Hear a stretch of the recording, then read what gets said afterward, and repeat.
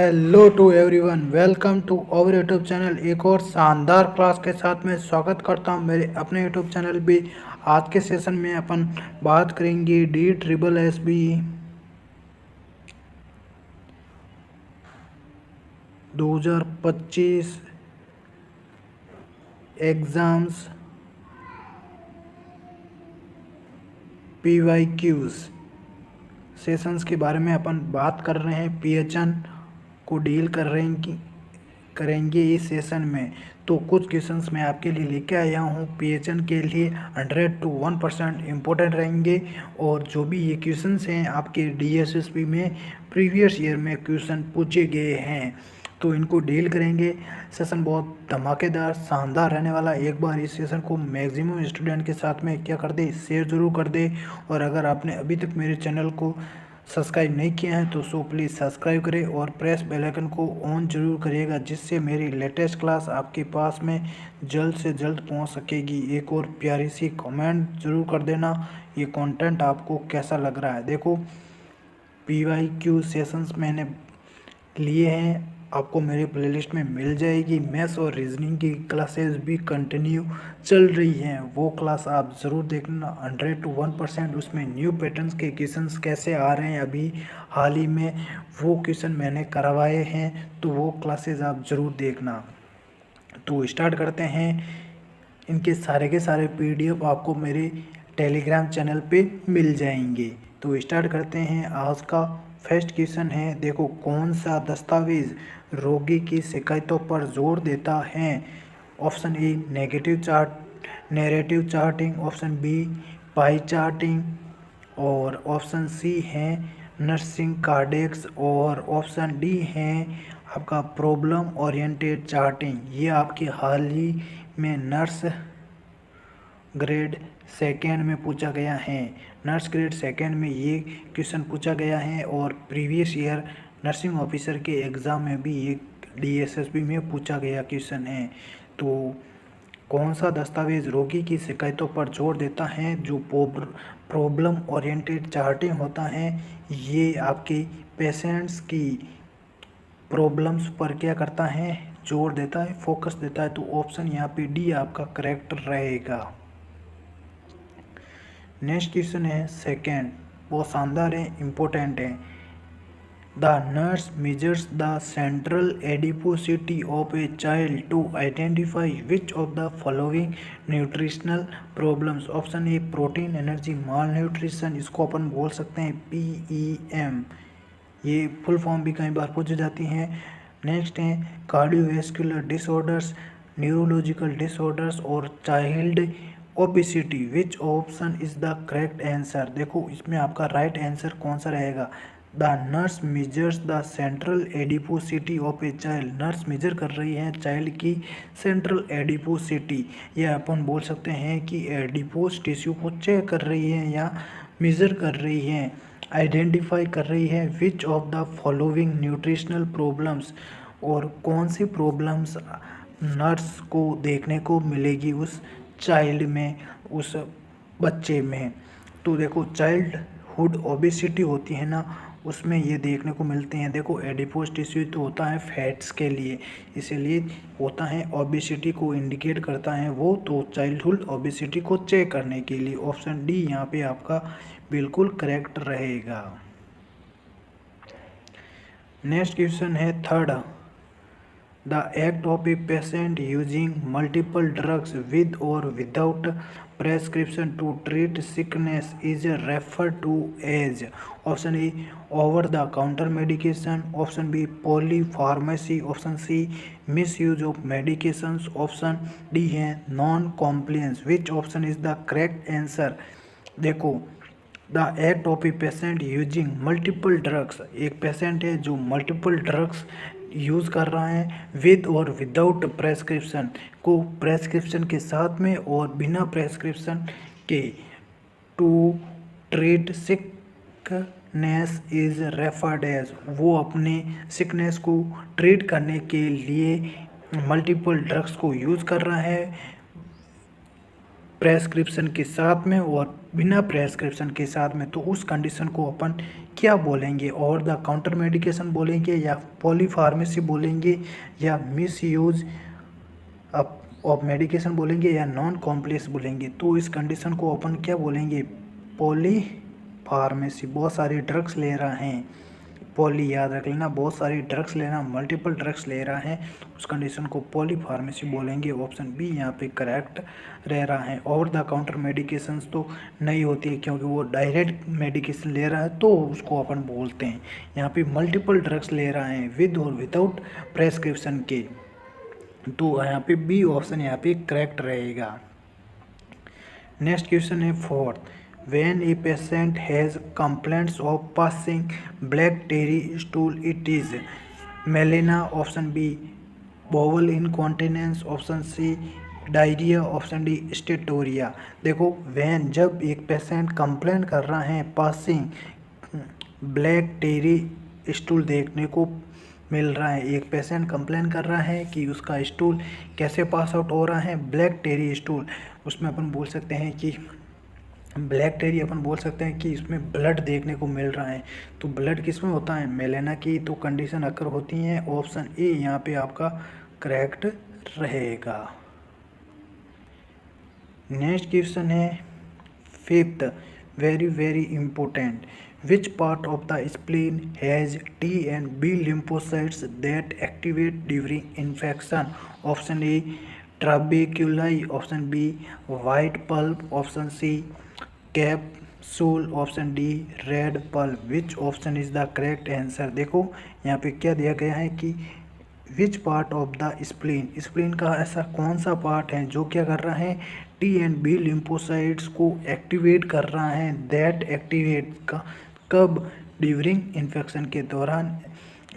देखो इन्फेक्शन के दौरान स्प्लीन का ऐसा कौन सा पार्ट है जो बी और टी लिम्फोसाइट्स को एक्टिवेट कर रहा है? क्या ट्रेबेक्यूलाई है, क्या वाइट पल्प है, क्या कैप्सूल है, क्या रेड पल्प है? तो ये आपका पार्ट होता है एक वाइट पल्प, स्प्लीन का एक छोटा सा पार्ट होता है वाइट पल्प होता है, पल्प होता है, जो क्या करता है? एक्टिवेट करता है बी और टी लिम्फोसाइट्स को ड्यूरिंग इन्फेक्शन के दौरान। तो यहाँ पे बी ऑप्शन यहाँ पे बिल्कुल सटीक रहेगा और करेक्ट रहेगा। तो इसमें भी अपन देख लेते हैं ये क्या क्या होता है, इसको थोड़ा सा अपन डील से पढ़ लेते हैं। देखो the white pulp is a lymphoid tissue. तो वाइट पल्प क्या होता है? देखो ये आपका स्प्लीन होता है, यहाँ पे छोटे छोटे पल्प्स मतलब कैविटीज़ देखने को मिलेगी, उसको वाइट पल्प्स बोलते हैं। ये क्या होता है? लिम्फोइड टिश्यू होता है within the spleen, spleen के अंदर, वेयर जहाँ पे lymphocytes T and B cells are primarily located. देखो ये एक लिम्फोइड टिश्यू होता है कहाँ पे? स्प्लीन के अंदर, जहाँ एक बी और टी लिम्फोसाइट्स लोकेटेड होती हैं, and where they activate in response to infection, और इन्फेक्शन के दौरान वो एक्टिवेट होती है और रिस्पॉन्स करती हैं, उसको अपन वाइट पल्प बोलते हैं। नेक्स्ट कंडीशन है आपकी ट्रेबेक्यूलाई। ये कौन सी कंडीशन होती है? ट्रेबेक्यूलाई, दीज आर फाइब्रस टिश्यू, ये फाइब्रस टिश्यू के स्ट्रक्चर जैसा होता है विद इन द स्प्लीन के अंदर, दैट सपोर्ट द पल्प। ये क्या करता है? सपोर्ट करता है पल्प्स को, कैविटी को। They are not involved in immune activation, ये ना इम्यून एक्टिवेशन के लिए इन्वॉल्व नहीं है, बस ये सपोर्ट करता है स्प्लीन के अंदर जो पल्प कैविटी होती है उसको सपोर्ट करता है। नेक्स्ट है कैप्सूल। तो कैप्सूल क्या होती हैं? The capsule is a fibrous covering of the spleen. तो स्प्लीन है आपका, ये फाइब्रस कवरिंग रहती हैं स्प्लीन की, fibrous covering of the spleen. It provides structural support, ये स्ट्रक्चरल सपोर्ट्स को प्रोवाइड करवाता है, but does not participate in immune responses, लेकिन ये इम्यून रेस्पॉन्स के लिए पार्टिसिपेट नहीं करता है, बस ये कवरिंग होती हैं जो क्या करता है? स्ट्रक्चरल सपोर्ट करता है। नेक्स्ट कंडीशन है रेड पल्प। तो रेड पल्प क्या होता है? While the red pulp contains blood sales, red pulp क्या कंटेन करके रखती हैं? ब्लड सेल्स को कंटेन करके रखती हैं। इट्स प्राइमरी फंक्शन, इसका प्राइमरी फंक्शन क्या है? Is filtration and storage of red blood sales. इसका प्राइमरी फंक्शन क्या है? ये फिल्टर करता है और स्टोर करता है रेड ब्लड सेल। तो रेड पल्प, ये आप नाम में भी दे रखा है, रेड से हो जाएगा रेड ब्लड सेल्स को ये क्या करती है? फिल्टर करती है और स्टोर करती है। It is not the site of T and B cell activation, लेकिन ये किसी प्रकार की साइट नहीं है जो बी और टी लिम्फोसाइट को एक्टिवेट करे।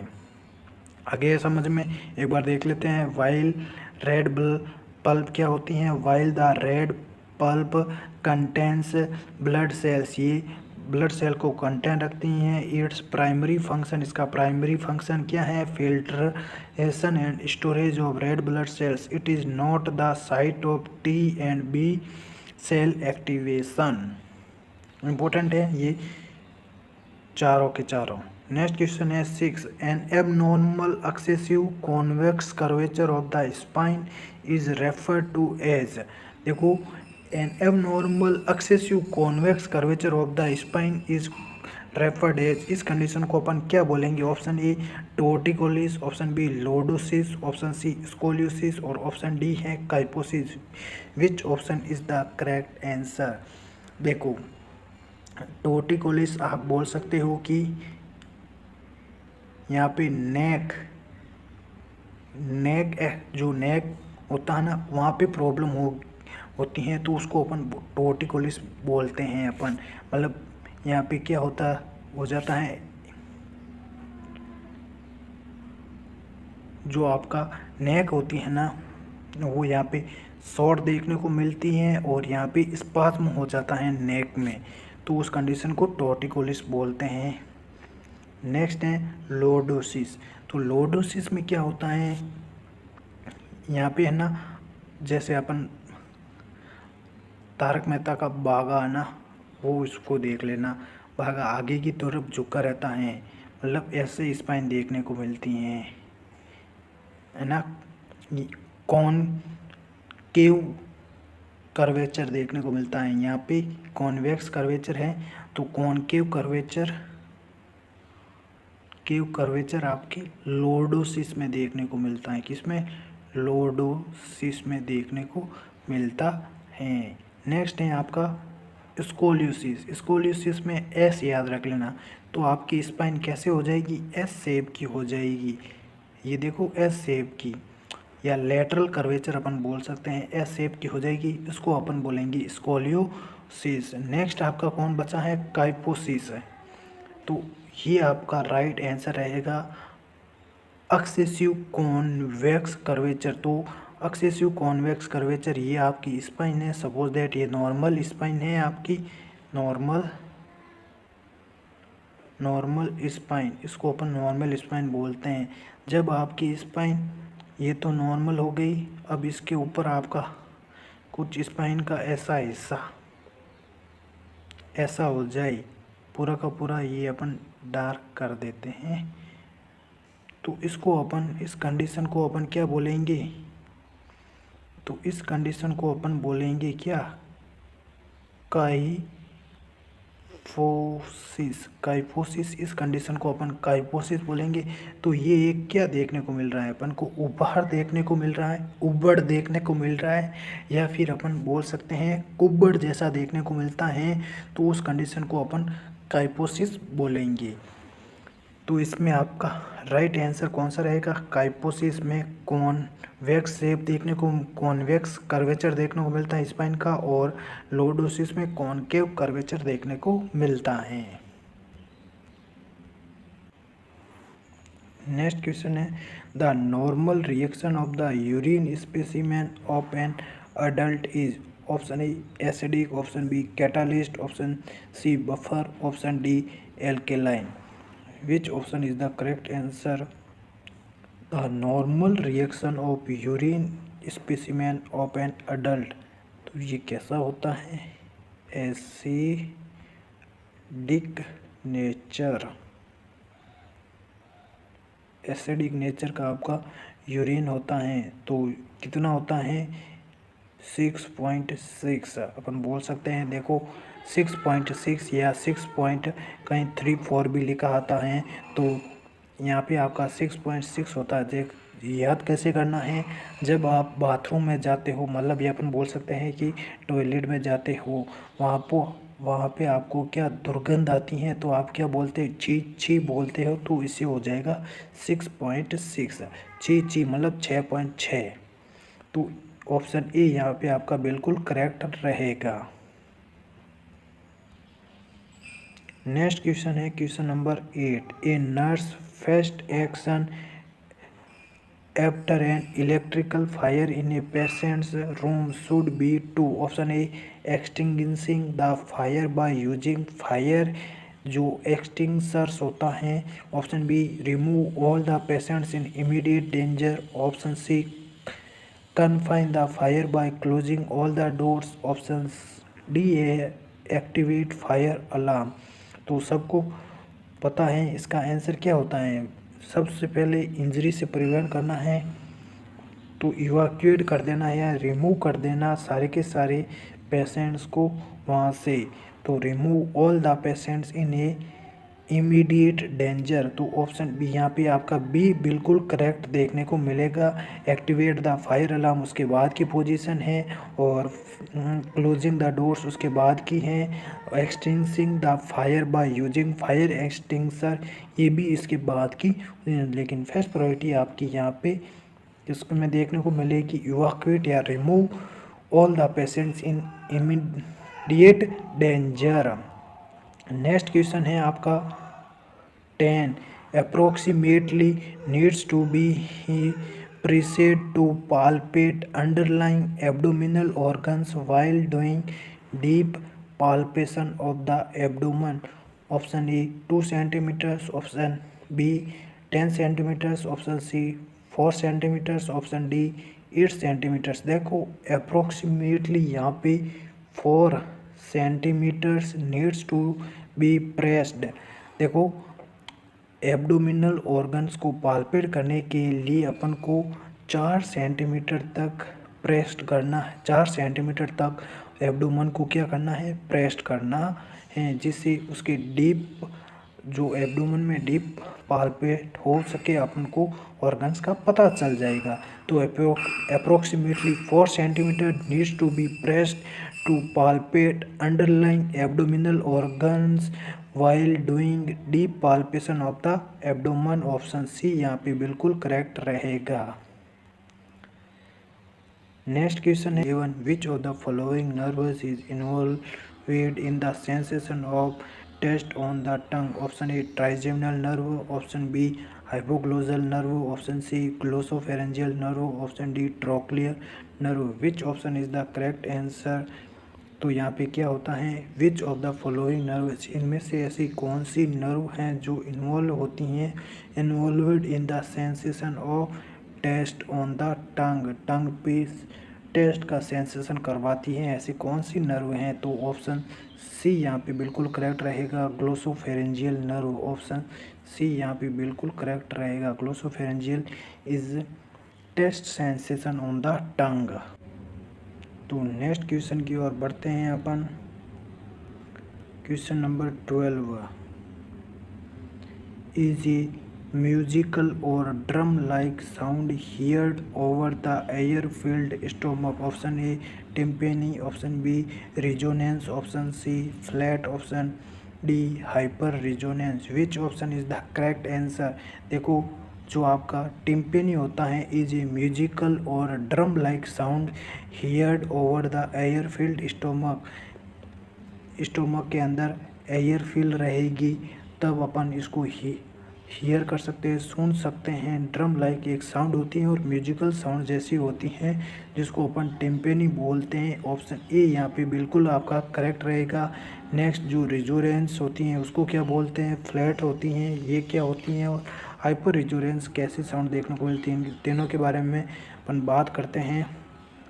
इन a medical percussion resonance describes the normal hollow sound heard when percussing healthy lung tissue। देखो रेजोनेंस क्या होती है, नॉर्मल हॉलो साउंड्स होती हैं heard when percussing healthy lung tissue. जब अपन परकजन करते हैं हेल्दी लंग टिश्यू को तब अपन को सुनाई देती हैं। और flatness indicates a solid airless area such as fluid filled space. और आपकी जो फ्लैटनेस होती है, ये फ्लैटनेस है ना साउंड, ये कब देखने को मिलती हैं?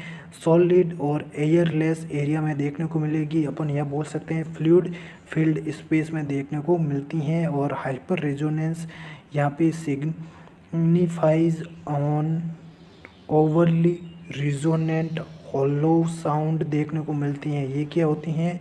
Signifies overly resonant hollow sound होती हैं। ओपन इंडिकेटिंग एक्सेसिव एयर, जहाँ पे बहुत ज़्यादा मात्रा में एयर देखने को मिलती है। Like in conditions like emphysema और न्यूमोथोरैक्स में ये आपकी हाइपर रिजोनेंस साउंड देखने को मिलती हैं। तो थोड़ी सी और देख लेते हैं रिजोनेंस क्या होती हैं।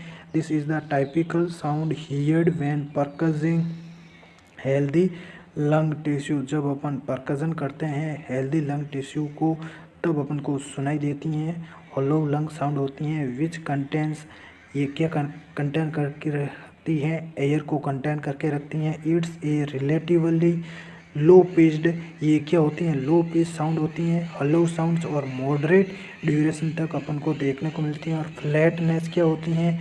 This is a very dull देखने को मिलती हैं। हाई पिच अपन बोल सकते हैं। और sound heard over areas with no air, जहाँ पे किसी प्रकार की एयर नहीं रहती हैं, वेरी डल होती है। और हाई पिच साउंड देखने को मिलती है लाइक सॉलिड टिश्यू में देखने को मिलती हैं और फ्लूइड में देखने को मिलती हैं। एग्जाम्पल इंक्लूड बोन में देखने को मिलती हैं, मसल में देखने को मिलती हैं और प्लूरल इफ्यूजन में देखने को मिलता है। प्लूरल इफ्यूजन क्या होता है? क्योंकि यहाँ पे fluid in the chest cavity में फ्लूइड देखने को मिलता है। और हाइपर रेजोनेंस क्या होता है? This is a louder booming और hollow sound than normal resonance. It suggest, देखो ये एक लाउडर होती हैं, बोमिंग और हॉलो साउंड देखने को मिलती है एंड नॉर्मल रेजोनेंस से ज़्यादा देखने को मिलती हैं। It suggest the presence of excessive air in the lung, जहाँ पे एक्सेसिव मात्रा में एयर्स देखने को मिलती हैं लंग्स में, ये हाइपर रेजोनेंस वहाँ पे हियर्ड होती हैं। Which can seen in conditions like emphysema pneumothorax में देखने को मिलती हैं। सीवियर अस्थमा में भी देखने को मिलती हैं। In summary resonance is a normal और flatness indicates a lack of a. Next अपन देखते हैं समरी में अंदर क्या रहता है। Resonance is a normal, resonance क्या होती है? नॉर्मल होती है। और फ्लैटनेस क्या होती है? Indicates a lack of air, ये इंडिकेट करती हैं लैक ऑफ एयर को। Hyper resonance suggest too much air in the lungs